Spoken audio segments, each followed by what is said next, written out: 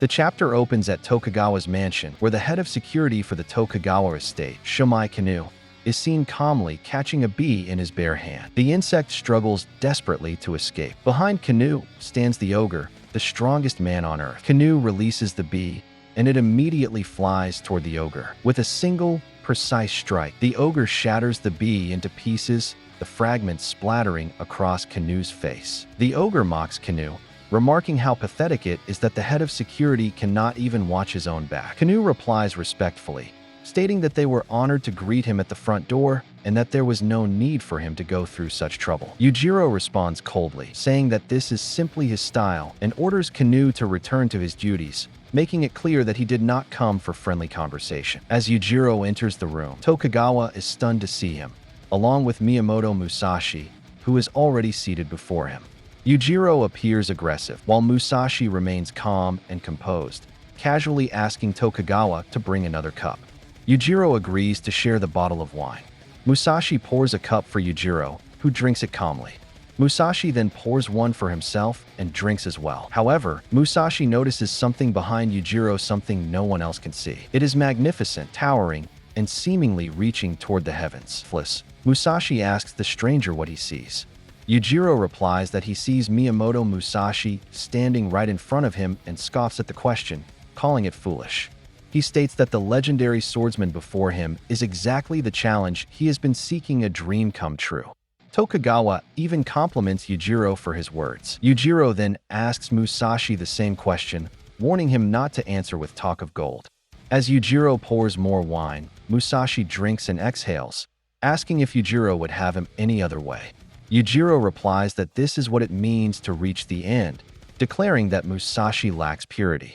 Musashi responds by questioning whether purity is truly necessary. He explains that all he has ever done is cut. He recalls cutting down over 60 men in duels, unworthy squabbles, and memorable battles, alike eventually surpassing 100. With each man he slew, his name spread across the land.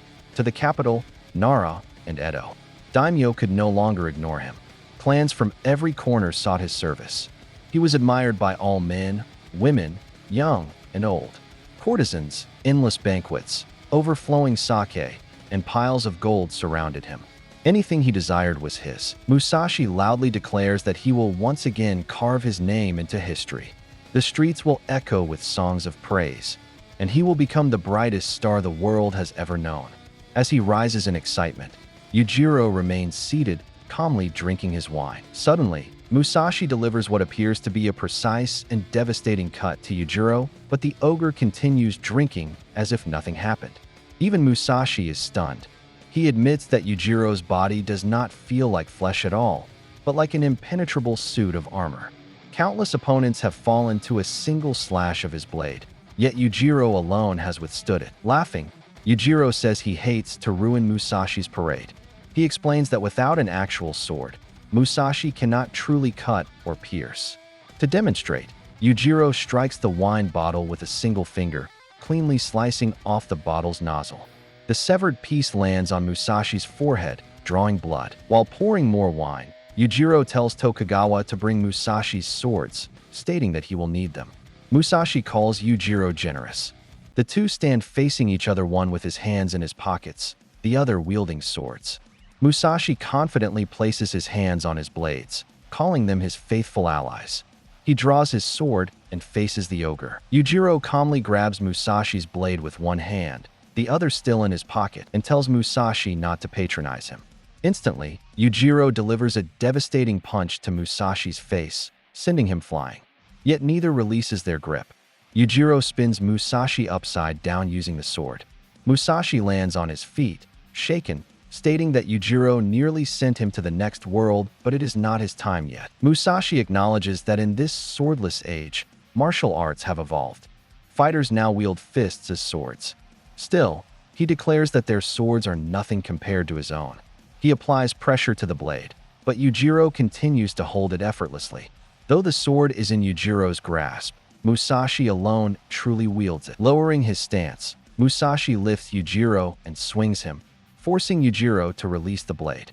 Now wielding both swords, Musashi faces Yujiro, whose expression shifts into a predatory smirk. Yujiro acknowledges Musashi as a true warrior, one who knows when not to hold back. He declares that now is not the time for restraint. Yujiro activates his demon back, shocking Tokugawa, who witnesses the terrifying face of a demon emerge upon Yujiro's back. Musashi charges forward, blades flashing. Yujiro uses Musashi's wrist to redirect momentum, narrowly dodging strikes while balancing on one foot. Musashi continues his relentless assault, slashing horizontally. Yujiro leaps midair to evade. Even Yujiro appears impressed. Tokugawa compares the battle to a clash between a tiger and a dragon, but even those metaphors fall short. These two stand beyond all comparison. Musashi suddenly accelerates, covering the distance instantly.